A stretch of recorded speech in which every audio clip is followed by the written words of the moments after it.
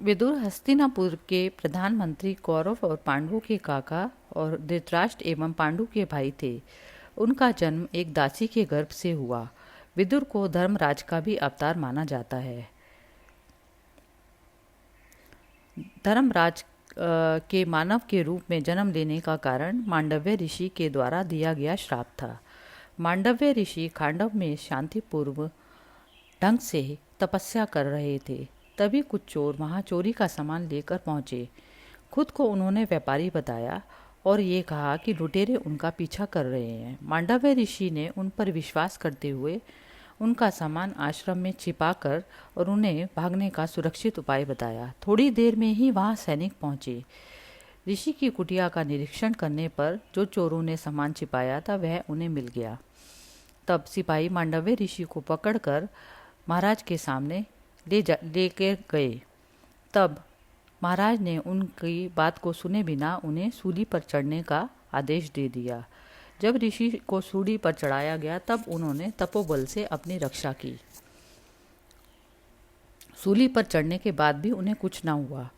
यह बात जब महाराज के पास में पहुंची तो उन्हें अपने किए पर बहुत पछतावा हुआ। क्षमा याचना करने के लिए वह महाराज के पास गए और उन्हें शूली से उतरने का आदेश दिया। मांडव्य ऋषि ने महाराज को बताया कि इसमें उनका कोई दोष नहीं है, यह तो उनके अपने ही कर्मों का फल था जो उन्हें सूली पर चढ़ने का दंड मिला।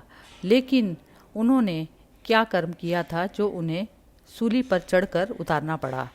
इस प्रश्न का उत्तर जानने के लिए मांडव्य ऋषि धर्मराज के पास गए। धर्मराज के पास पहुंचकर उन्होंने पूछा, हे धर्मराज, मुझे बताएं, मैंने अनजाने में ऐसा कौन सा अपराध किया है जिसके कारण मुझे सूली पर चढ़ना पड़ा? धर्मराज ने मांडव्य ऋषि को बताया, कई 12 वर्ष की आयु में उन्होंने एक पतंगे तितली की पूंछ में कांटा चुभाया था, जिस कारण उन्हें ये परिणाम भुगतना पड़ा।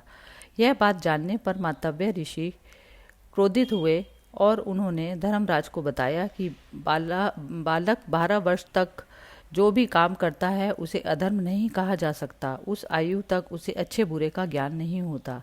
आपने मेरे साथ ये अन्याय किया है। न्याय के आसन पर बैठकर अन्याय करना भी अपराध है। इस अपराध का दंड तुम्हें मानव योनि में जन्म लेकर भोगना होगा। आज सही से न्याय न कर पाने के कारण तुम्हारी मानव योनि न्याय और अन्याय की समस्याएं सुलझाते ही निकलेगी। तो ये था वो कारण जिसके कारण धर्मराज को विदुर के रूप में मानव बनकर धरती पर जन्म लेना पड़ा। श्राप के प्रभाव के कारण वे सारा जीवन गलत और सही का निर्णय करने में ही लगे रहे।